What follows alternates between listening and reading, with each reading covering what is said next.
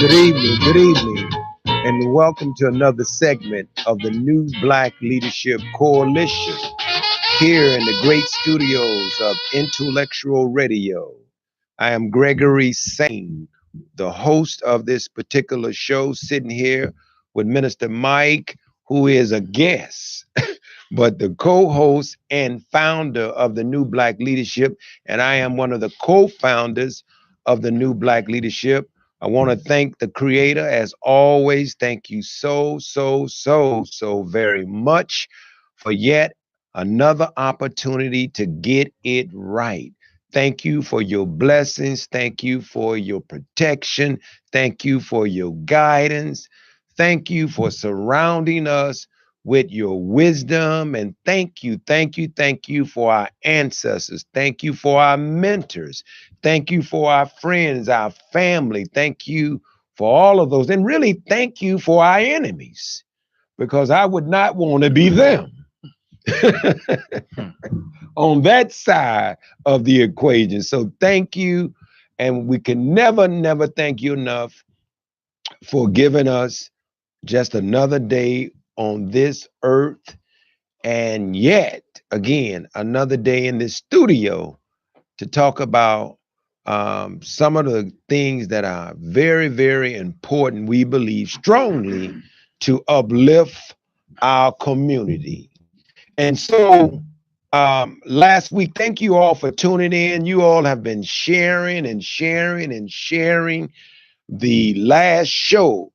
Over 2,000 viewers on Facebook. And it's not the amount of viewers, it's really if it's 5 listening and they're going to do something with the information, that's great. And if it's 10,000 and we don't do anything but just listen and talk, I don't find that to be fruitful. So all of us have heard voices and inspiration and motivation, and we really want people to move out on that information so that we can make life better for self, family, and community. So thank you. And let me come out the gates. I want to thank all of the attendees, all of the leaders, all of the activists, all of the organizers, all of those who showed up for our Black Quarterly Roundtable, Leadership Roundtable. I mean, thank you all. And there were individuals in that room that I am so proud that you had the tenacity, the courage, and the wisdom to show up. I want to thank you, brother Jedediah. I want to thank you, Lamar Records, Mark Carter. I want to thank all of you all. See, we can agree to disagree, and we have been telling everyone that this is not about personalities.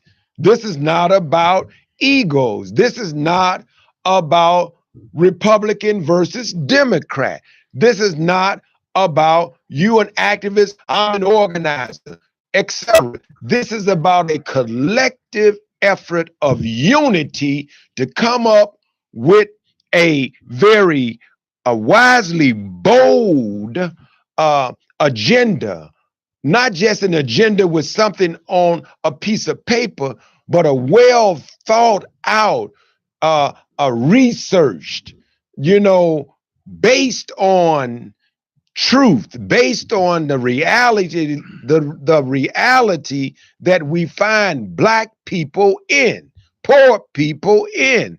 So thank you all. The meeting was productive. The meeting was powerful. The meeting was positive, and above all, the meeting was peaceful and respectful to all of those who showed up. And I guaranteed everybody that walked in there that they were in the rooms with some folks that they had not been in a room with. And I told them, love you for your courage. I got your back inside this room. We got your back. and you can articulate how you want. And so we're going to give an assessment of the meeting, but yet we really going to talk about next steps. And I think we are somewhat tentatively have a date of November the 17th. It's not in ink yet. You'll find out soon. Is that right, Minister Mike? You'll find out soon exactly the next steps. But I definitely wanted to thank all of you all for showing up. And for those of you all who did not show up, that made excuses, that found something more important to be in a meeting with your brothers and sisters, even if you would have just stopped by to show your face, that's so unwise. That's so silly, immature, and weak. And I told you that you should have showed up, man, because I wanted to embrace a few of you all that I know. You think it's all about you. You think you the man. You think because you got a platform. You think that because you could call a press conference and the cameras are there. You think because you have a radio show. You think because you are all over the social media that you don't have to be accountable to your community and you can just keep running your mouth. But honestly, look, you're going to get exposed. You can keep doing that, but you'll get exposed to the point where people know that you're fake. That you ain't really about the interest collectively with unity about moving the needle, because it takes all of us. That's the real village. It takes that kind of village to clean up, to fix up, to straighten up our community. And you should have had your little butt there. But some of you all are just punks. I'm just calling it. Some of you all are punks. And your little stupid ego keep you from coming into the room. We told you it wasn't about any one of us. It was about embracing each other. It was about showing love and respect and honor to those principles of leadership. Dr. King didn't agree with the Honorable Elijah Muhammad on some things.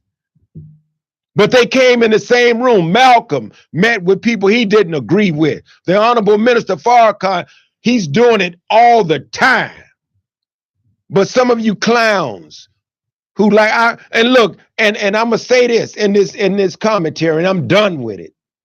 I heard some of you all this morning. I heard Dorothy Tillman, and I heard you, Mays, and I heard the little sister that was on the show with you. You all talked about the black young men and women who went to the White House. You talked about them going to the White House. Not that you were critical about it, but you talked about it. But right here in your city, there was a leadership meeting. You didn't mention it at all. You know why you didn't mention it? Jealousy, envy. Hell, you just popped up, brother. Did nobody know you from Adam? Trying to get you legit. All you got to do, man, and it's not too late. It's not too late. I told you, you're not my equal, son. Yeah, I'm talking directly to your butt. And you all that listen to that stuff, you tell them. Tired of Dorothy. Y'all running y'all mouth like you got the excuse me. You got the doggone all the information, but you ain't talking about unity. If you're not talking about unity, shut up. Shut up. Because this is an hour where we need each other. This is a critical hour that we should be working together. And if you think you can do this solo, you're a fool, and you really need to shut up. Care who you are. You ain't the voice of the people when you are totally unwise. And I said this, I'm going to tell the people, like to call many of you all, I'm a political operative. What the hell is that? Some of you all are political opportunists. You ain't no operative. Let's say what they say a person that's a political operative is a person who does secret work for a government or political organization. Some say, well, I'm a lobbyist, a person who takes part in an organized attempt to influence legislators. The responsibility, supposedly, of a political operative is about, they said, to master the master of public administration. Many people use the term political operative, and then some of them refer to themselves as campaign managers or those who work for the interests of a whole political party rather than one elected official. And I said, some of you all, you're not political operatives. You are political prostitutes. You're political clowns. Because I read some of your Facebook, y'all beating up on everybody who met with Trump, beating up on people who say we ain't in there. We didn't come into the room about whose horse was in the race. We asked 3 brothers who were running for mayor, and they embraced us. We embraced them, but they couldn't stay at the meeting because it wasn't about that. It was not about that. We got to be smart about this. And our strategies won't come over the airwaves, but we can passionately talk about how critical unity is. Bottom line. And that's why I'm saying that to you. You're insignificant to me, but you are significant as a collective body. You're very important, brother, sister. But stop thinking of more of yourself than you should. Because we had arms open waiting on some of you all. But many showed up, and we thankful for those who showed up. But some of you clowns, you make a lot of damn excuses not to come into the room with your family. And that makes you a punk. That makes you weak. You don't even understand your history and how many organizations and movements have failed because of that type of behavior. No discipline. No discipline. And you really have not been studying. Minister Michael, thank you so much, bro. That's why everybody was listening. You diagnosed them, to the T. I don't know if you said they were narcissistic, but hell, the prescription you gave them, you right. That was a hot toddy. And sometimes that's what you need to bust up that cold. Sometimes the over-the-counter medicine don't work. So we hoping, man, that sometimes, people done got in my butt, got in Mike's butt. Sometimes we have to get in each other's butt. We have to say, come on, man, get it together, man. But I'm a little upset with some of you clowns who talk all that talk, but then you don't want to walk the walk. I'm telling you. And you just popped up yesterday. Political operative. Get the hell out of here with that. You don't know apple butter from mess. Anyway, that's my commentary. Call in guesses. Tell the guest to hold on 1 second. We got a guest coming on in a few. Is that him? Eric? Okay, tell him.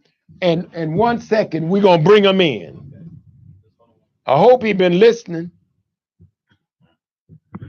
So Minister Mike, Mike was going to stay on the sideline tonight, but I really wanted just to before we do this, because it's very important. I said the meeting was productive, was powerful. The meeting was positive. The meeting, beyond all, was very respectfully peaceful, and we got things done. We broke out into groups, and we came back and reported out, and it was very, very powerful. Folks came up to me, and they've been talking about it to this day, that they really felt that was what we needed.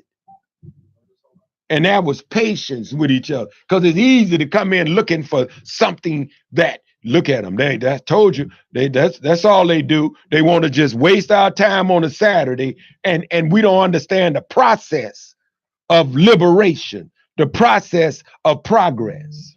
Yes.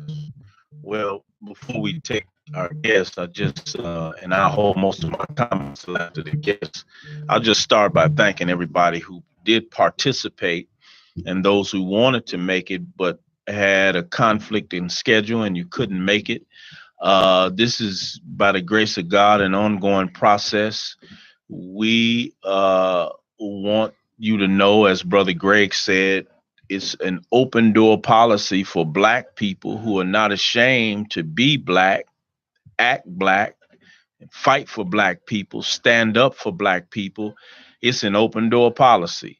And some of you who are not too sure about how to do that, this is a meeting that you want to be a part of so you can learn how to be more effective in fighting for the masses of Black people who are the most oppressed, underrepresented, poorly represented, misrepresented, disenfranchised people inside of what they call the body politic of America. This is about Black people. It's not against any other people, but it is for Black people. So those of you who attended, I want to thank you. But I want to defer to our caller. You know, he was also a participant with us at the last two uh, United Black Leadership Quarterly Roundtables. And he's a brother who has distinguished himself in unity uh, in his own way. Yeah, Brother Eric. Hey, what's going on? Oh, you got it, brother. We going on. We live on Facebook and we live via internet through this great station. Yeah, so this is Brother Eric Wilkins. We have as our live caller, the founder of Broken Wings, which is a violence intervention organization. And he, some of you may have heard this brother last week on WVON giving a report to the community around the consent decree that the city of Chicago is negotiating. Did we lose him? Yeah, so he may call back and he wants to give us a report on what's going on with the consent decree that the Attorney General pressed for with the city of Chicago, and now it's going through the process of completion, and he's monitoring that. Yeah, that's interesting because I want to hear what he has to say about that. Why does it take so long? It's like filibustering. You know, I get sick of that when people know. So it's almost like you know they don't want to do it. You know, they don't really want to do it. But I think that's Eric. But, you know, you mentioned the process. You know, it's like, man, please. So, Brother Eric. Yeah, I'm sorry. That's all right. That's all right. But go ahead and speak up. Again, we live via Facebook and we right here in Intellectual Radio Studio, man. So people are seeing you via that way and they can hear you over Facebook. So go ahead, brother. Minister Michael said that you've been very instrumental as one of the advocates regarding the consent decree. Yeah, actually, I'm one of the stakeholders that's on the panel. What the consent decree is the agreement between the Chicago police and the city of Chicago. Is it the city of Chicago or between them and Black people? Because it seems like this stuff is really about how Black people and poor people are being treated. But go ahead, about this agreement. Every area of the city has some type of problem, you know, including the people with disabilities. So it's agreement that's going to address the training issues and it's going to be monitored. Now, that's the key part is the monitors, the firms that's going to monitor the city. That's the step we on now is to see who will be watching over the Chicago police. We had 9 applicants and we had one applicant to drop out and then it was narrowed down to 4 applicants, and it was done by the Attorney General crew, Lisa Manikin and her crew, and the mayor and his crew. So now it's up to the stakeholders to choose between them who will monitor the Chicago police.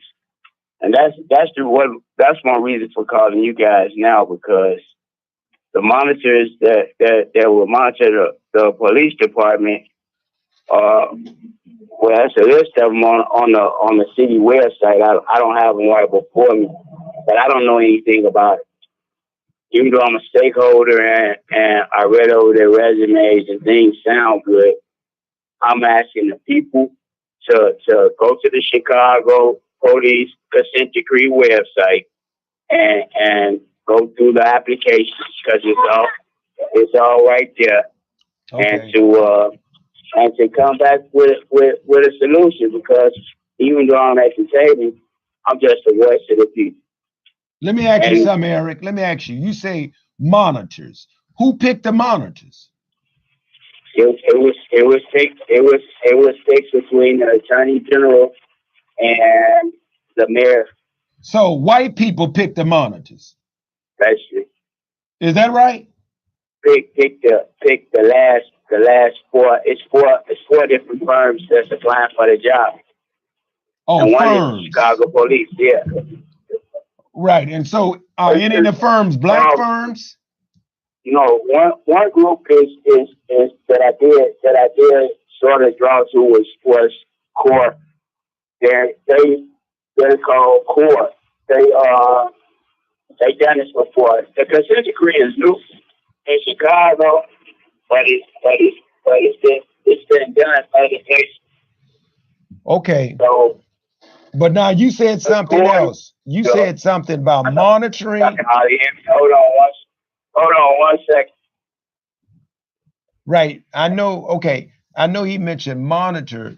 And then the other part was we really not too sure exactly how this thing is going to go. So it seems as though it's like a chess game or some kind of situation where somebody is pushing back and, we're not going to do this, and you monitor this way or you don't monitor. And Eric, can you hear me?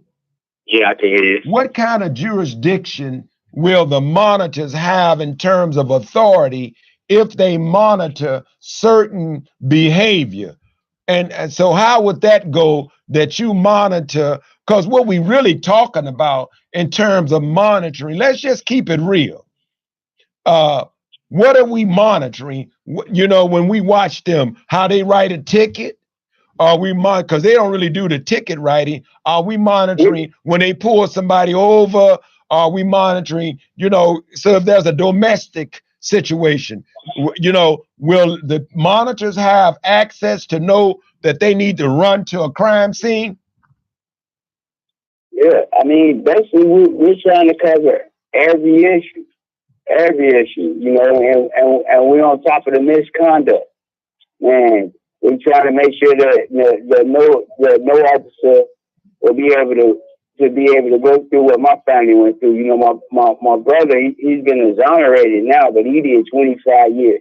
He did 25 years for a crime he didn't commit under John Burr's torture program that he had, and he just came home in 2016. So that's one of the main things that we're pushing, and we're pushing that people with disabilities get treated like they're people. I had a time when I first got shot in Paradise, and I got pulled over by the police. They just sat me on the curb. They took me out of the car, even though my wheelchair was in the car, and I asked, "Could I get my wheelchair?" And they sat me on the curb, and I had a bed, man, and I had an ugly bed sore on my backside. So it's like it's not no overnight success, but we're willing to work with you if you're willing to work with us. And as far as monitors on Saturday, it's going to be like an open house at the Thompson Center at 9 a.m. they have a program, and then again at 2:30. So you can come down. You can meet the four applicants groups and ask them questions. Okay. Let me ask you this. Let me ask you this. So I think we need all of that and some more. Let's go to the training piece. So the monitors will be involved with what the training module looks like. And you mentioned misconduct. So what about the quality of recruits and the fact that most of those that are in the Black community are not from the Black community?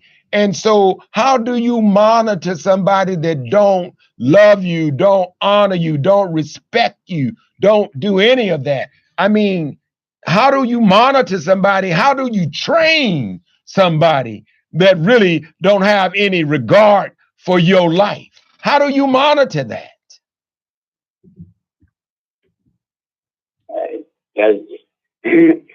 You can't monitor it.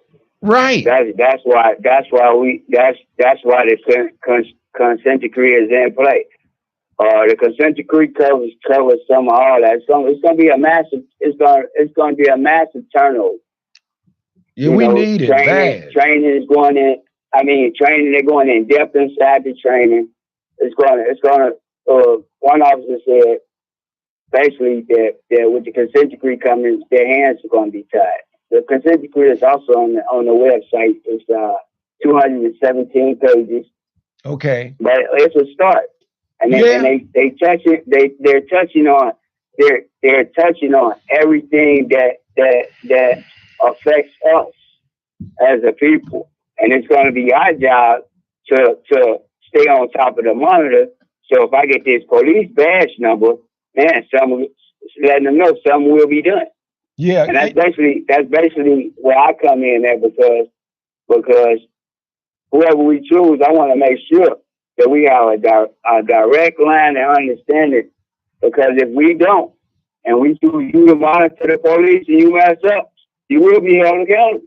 Yeah, well, there has to be some accountability. Let me ask you this, and then we're gonna let you go. And I think I'm glad you involved, Eric, because man, your brother spent 25 years in the joint. Wickedly sounds like he was dealt with by John Wicked Bird.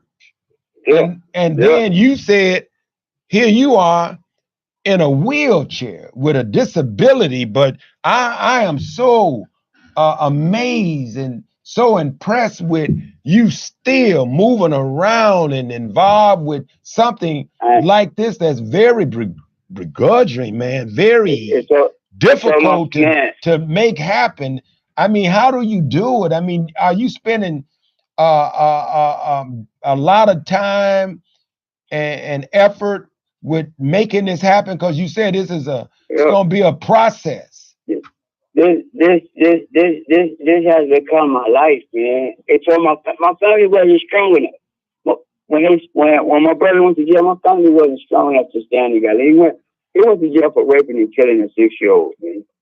He went to jail for raping and killing a 6-year-old a block away from where my parents lived. Okay. So I'm the youngest of 8. There's 8 of us, 5 boys, 3 girls. You know, and my brother had seen the kid. He had seen the kid the day before. Okay. And he at the store on 111. He was like, "Man, what you doing out this late?" And brought him a bag of chips and walked him almost all the way home. So when the police and the area was closed off because it was massive, my brother was like, "Man, I just seen that kid. I walked that kid home. Man, let me go up here and talk to the police." So he went to the crime scene and he was talking to the officer. And the officer was like, "Oh, okay, why don't you come down to the station and let's talk about it?" He went to the station, never came home. Yeah, wow. Well, Eric, thank you, brother. I want you, when can you come into the studio, man? I want the people, you know, at least the ones that are viewing us, man, they need to see you, man. You're an amazing human being. When can we get you to commit to come into the studio, brother? But not next Monday, cause we have all these hearings and stuff going on. Okay. But the following Monday I should be open. All right. Because you're only on Mondays, right? Yeah, Mondays. So right. We'll arrange it. I know Minister Micah get back with you, and we want you to come into the studio. But thank you, brother, so much for calling in and sharing this, because I don't really know too much about it. But what's the website? Chicago Police Department consent decree. Chicago. Let me tell the people. Chicago. What else? Police. Okay, Chicago Department. Police. Police Department consent decree. Okay, Chicago Police Department consent decree. You're right. Okay, that's the website. Tell them it's not degree, it's decree. A lot of people be writing. No, it's decree. If you try to get, because they probably need more than a degree, but it's. Thank you, brother. Appreciate you guys. Appreciate your number love for you, brother Eric.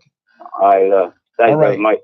Yes, sir. And we got to break that down. What is a decree? What is a decree? Because it's interesting, the terminology consent. Mm-hmm. Now in DCFS, if you your child call the police and DCFS is contacted, they could take your baby from the house because of your behavior. Your own child. That's right. So without any can't hear you, Mike. Without any immediate substantiation. That's crazy. That's nuts. That's nuts. But I think Brother Eric and other advocates, thank Eric for showing up at the meeting. This is a very important piece, man. The thing that bothers me the most, and I don't care what agency, man, right is right, wrong is wrong. Bottom line. And I always ask the question, I don't care if you black, I don't care if you white, I don't care if you Latino, I don't care if you Asian, I don't give a damn what your nationality is or your race. Why the hell do you want to be a police in Roseland?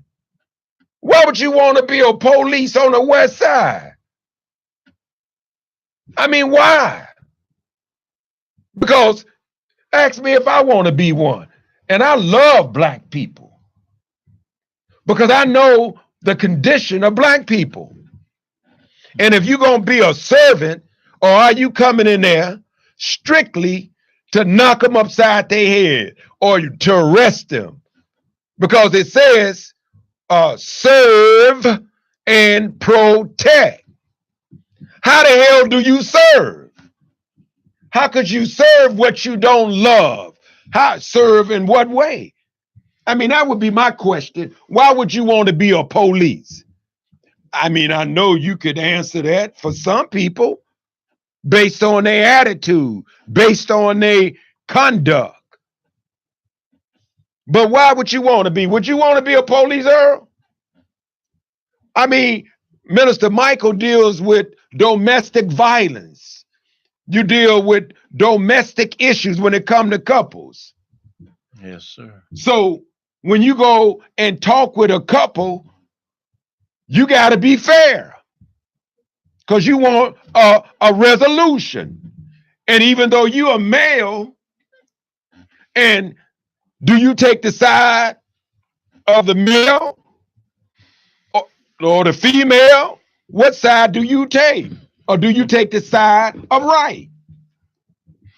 You have to take the side of what's beneficial for the relationship.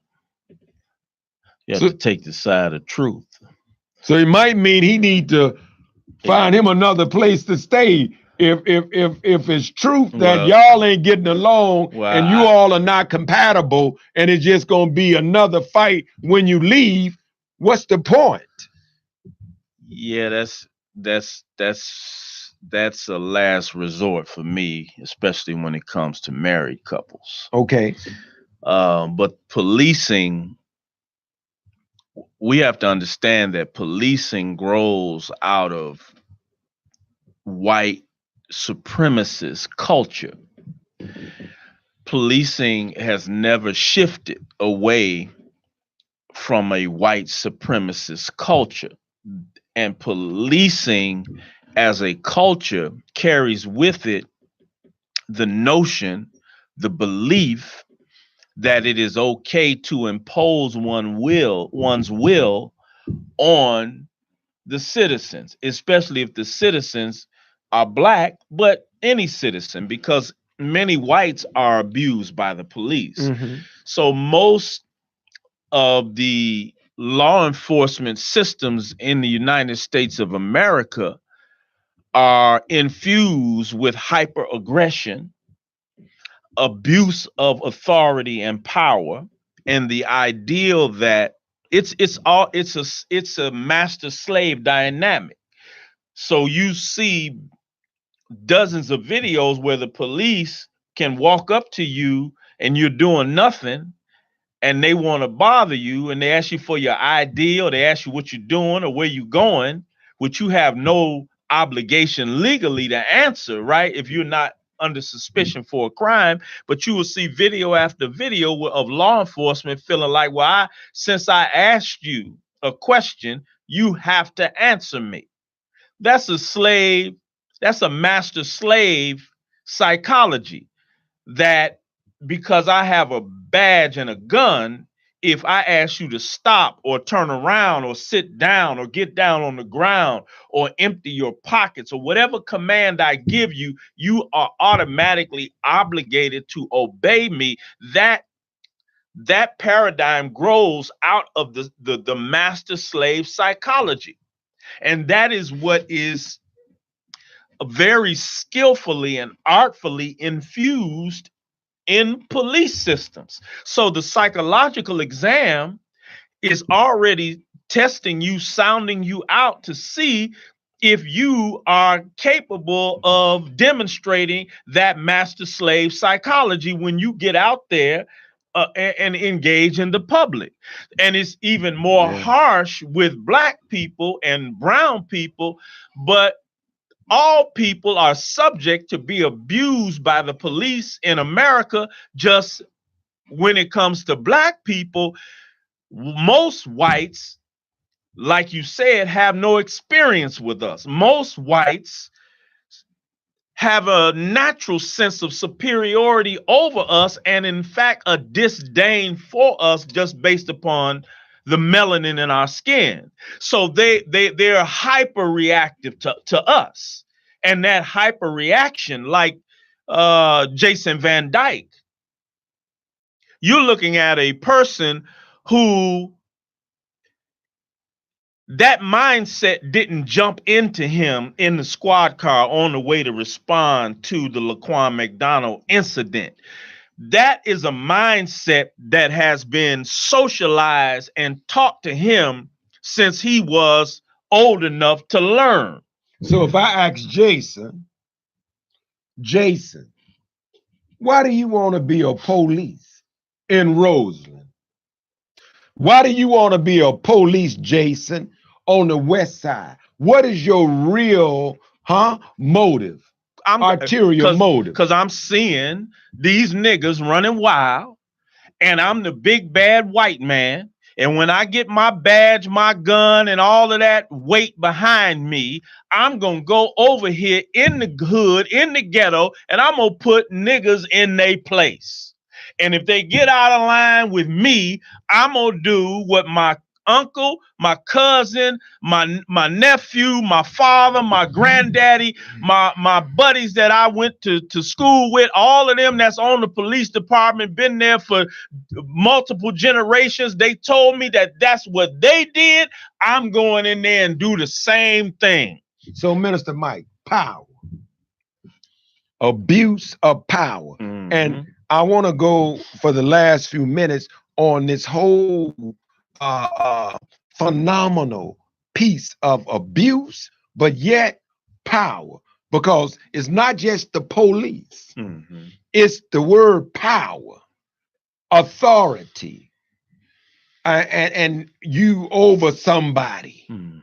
And that's why, you have to have mediators. They call them monitors.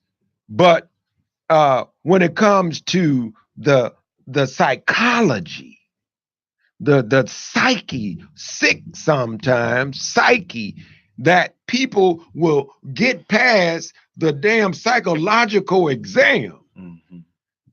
Don't the person who's given, that's where the real monitor need to be placed, right there when they being interviewed, and a set of questions that are posed right then and there. I know people gonna say what you want to hear, but you should be able to to me, I think I can hear somebody who I don't feel are working in the best interest of me and my family and my community. I can hear it. Yeah, but it starts not with the interview. It starts with the test. The questions. It starts with the design of the test and the design of the interview questions. See, if you start a business or an agency, and you want to give people a psych exam to come help you, you're evaluating people based upon your mission and your values. Oh, absolutely. So if your values are to care for paraplegics, then you're going to have a competent expert design a test and interview questions where you can sound out, am I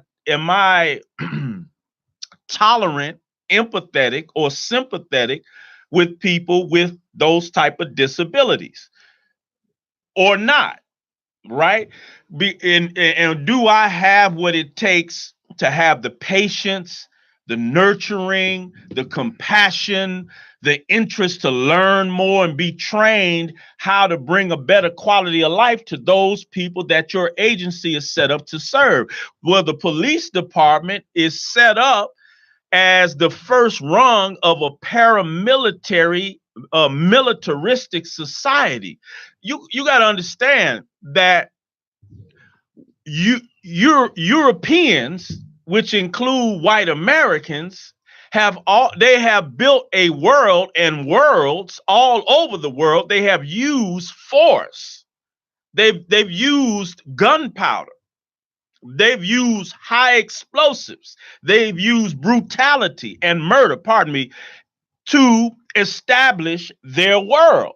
So when if I come in your home and I beat you down and I bludgeon you and I kill a few of your family members and I take over your home, well, instinctively I know I gotta maintain high alert in order to keep that home if I don't kill all of you off, because sooner or later you're going to feel like you get to rise up against me because I've established my rule through brutality. So go back to being disdained, Minister Mike. That's serious. That's serious. So I really want, it's a couple of things, and we don't have that much time, because I wanted to talk about this vigil that they had regarding, and my respect to any loss of life from any group of people. But I never see that happening when it comes to Black people's lives. But I want to go back to this domestic piece. So, Minister Mike, have you ever, in your counseling and your work in that field, say, the last result you say is, telling a couple that after you listen to them and it really doesn't seem like they'll be able to live, together. It's just too hostile. It's too poison. It's too all of that. Have you, for the next person that this woman, is there any tips that you could give?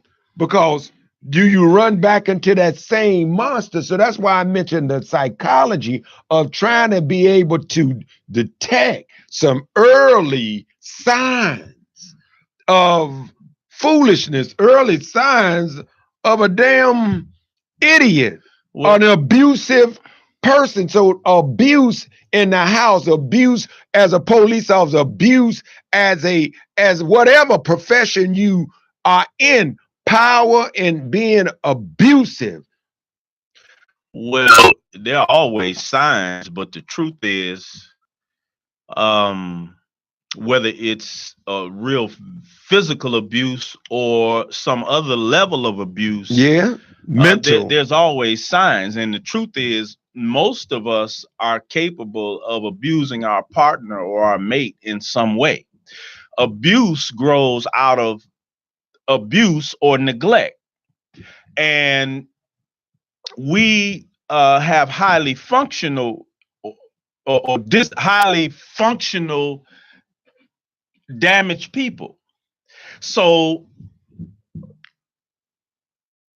the marriage relationship or committed relationship, it not only is the place where the best may come out of you, it's also the place where the worst will come out of you. Because what happens in life is, if my healing process is not there, if I have not outgrown some of the damage done to me throughout the course of my life, and particularly in my childhood by those who nurtured me and raised me, then I learn how to function with that neglect or with that abuse. I learn how to become functional in life, but the hurt and the abuse may never go away. It may be buried real deep. So when I get somebody that I think is going to love me, I have an expectation that now they will help me heal the thing that has never been healed. But many times it's a false expectation, because that other person has never been taught how to heal you, and they haven't realized that they don't know how to heal you, and they don't know how to heal themselves, or they don't know that as people growing up in a traumatic environment, being Black in America in particular, but this goes for any people of any color, but especially Black people. Sometimes a big thing that I experience in trying to work with people is there's either one person or both people have never been made to look at themselves. They have never developed the capacity to say, you know what, I'm looking at myself, that's ugly. I'm wrong. I'm out of order. I need to change. I don't know how to change. I've never tried to change, but I can at least see that I'm wrong. So you usually have one person that is more deferential, right? And another person who believes that there's nothing wrong. You cannot get them to say, I'm sorry or I'm wrong. But that's the byproduct of a form of abuse. So abuse in that manner, and so when I think about this word that you said, functional, like front, pretending, sounding healthy, but not healthy, right? Saying the right things. So you doing the dating, doing the courting, the police pulls you over and they sound official. They sound professional. They do all of the formalities, but deep seated in them is a hatred for the person they pulled over. So they go through all of the motions, but deep seated, they waiting on whatever opportunity you may give them. So when you get pulled over, that's why we say, we recommend that you just don't make a move, because you could be dealing with somebody sick. So we say, no, sir. Yes, sir. Well, it's because you don't want to give them an opportunity to make their day, make my day. So we do have to try to conduct ourselves in a way where it's not confrontational.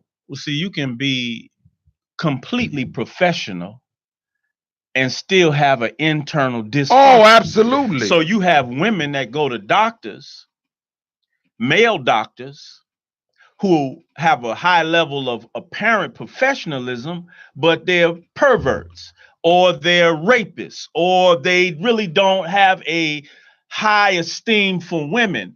And if the woman doesn't pay attention, she may never detect that, right? Because in the doctor's office, that doctor can conduct themselves in a sanitized environment that presents professionalism and masks this internal dysfunction until there's a unique situation. Dr. Jekyll and Hyde. Right. So the police can be professional. Thank you. And mask their hatred of the people whom they have to police. That's why it comes out when you resist or you ask a question or you challenge their intelligence or you just ask a question.